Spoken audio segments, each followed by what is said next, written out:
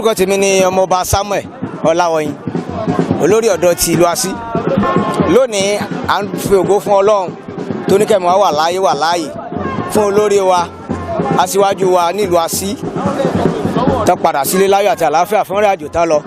Lóòótọ́ awuyewuye ti wà tẹ́lẹ̀, ṣùgbọ́n a dúpẹ́ pé Ọlọ́run bá bẹ́sù wé bọ́gà wa ṣe sọ pé kò sógun mọ́, kò sọ́tẹ̀ mọ́, àlàáfíà ti wà nílùú Así báyìí.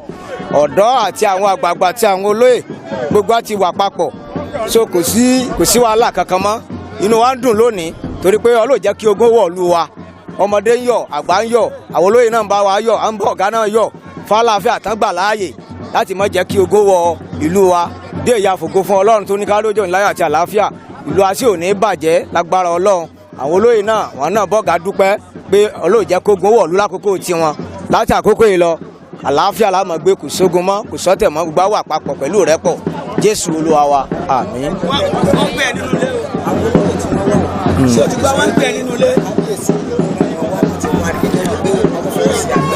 Bẹ́ẹ̀ ni pẹ̀lú àlàáfíà tọ́lọ́run ti ní ó jọba ń lu wa. Àwọn olóyè tán wá láti ọwọ́ kábíyèsí náà ni pé káwọn náà darapọ̀ láti fi ìdùnnú hàn pé gbẹ̀ngbẹ̀ng làwọn jọ wà nínú ìlú, kò sógun mọ́, kò sọ́tẹ̀ mọ́. Orúkọ tèmi ni ọmọọba Samuel Ọláwọyìn aka ajá Igbó Kéyìnrè Oyọ.